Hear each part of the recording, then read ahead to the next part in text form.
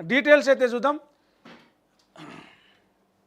డీటెయిల్స్లో చూస్తే బీజేపీ సంబంధించిన తెలంగాణ పార్టీ బాధ్యులు సునీల్ బన్సల్ నిన్న హైదరాబాద్కు వచ్చిర్రు. పార్టీ నేతలతోటి, కీలక పదాధికారులతోటి, కీలక నేతలతోటి సమావేశం పెట్టి మాట్లాడారు.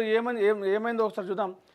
తెలంగాణ బీజేపీలో ఫేక్ సభ్యత్వాలు ప్రస్తుతం రాష్ట్ర వ్యాప్తంగా కలకలం రేపుతున్నాయి. పొలిటికల్ వర్గాల్లో ఈ అంశం తీవ్ర చర్చనీయాంశంగా మారింది.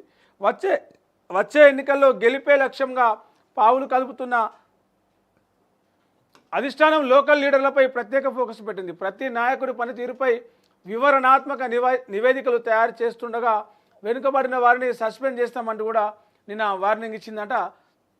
నిన్న బీజేపీ రాష్ట్ర కార్యాలయంలో అధ్యక్షులు కిషన్ రెడ్డి, రాష్ట్ర వ్యవహారాల ఇన్ఛార్జ్ సునీల్ బన్సల్, బీజేపీ ప్రజాప్రతినిధులు, నేతల ఆధ్వర్యంలో సమావేశం జరిగింది.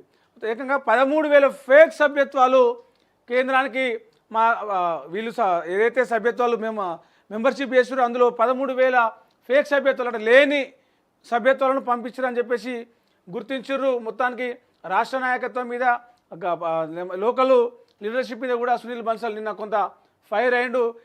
వర్క్షాప్లలో, ఏసీ రూముల్లో కూర్చొని ఇండోర్ మీటింగ్లు పెట్టుకుంటే సరిపోదు, ప్రజలలోకి వెళ్ళాలి, క్షేత్రస్థాయిలో కొట్లాడాలి. అట్లయితేనే మనం ఎన్నికల్లో అనుకూలమైన ఫలితాలు సాధించగలుగుతాం. చలో బస్తీ అంబేద్కర్ జయంతి వేడుకలపైన వివరాలు అడిగి తెలుసుకున్నారు.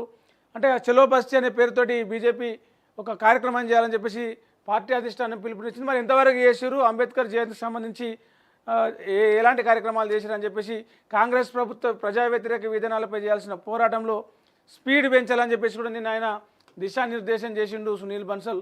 మే 4 నాటికి మండల స్థాయి కమిటీలన్నీ కూడా పూర్తి చేసి ఎవరైనా విఫలమైతే సొంతంగా రాజీనామా చేసేందుకు సిద్ధంగా ఉండి కొత్త వారికి అవకాశం ఇవ్వాలని కూడా ఆయన చేసిండు. మరి ఈ 13,000 ఫేక్ సభ్యత్వాల నేపథ్యంలో కొత్త సభ్యత్వాలు నమోదు చేయాలి, కొత్త కార్యక్రమాలు ఇది చేయాలని చెప్పేసి ఆ 13,000 మంది క్రియాశీలక సభ్యులను ఎంపిక చేసింది. కానీ 4,000 మంది మాత్రమే ఉన్నారు. అందులో 13,000 మంది అనేది ఫేక్ అని చెప్పేసి కూడా నిన్న గుర్తించి వాళ్ళు కొంత పార్టీ నాయకత్వం మీద సునీల్ బన్సల్ కొంత సీరియస్ అయిన విషయం ఇక్కడ మనం ప్రధానంగా ఒక వార్త చూడొచ్చు. ఇక మోహన్ బాబుకి సుప్రీంకోర్టు ఆదేశాలు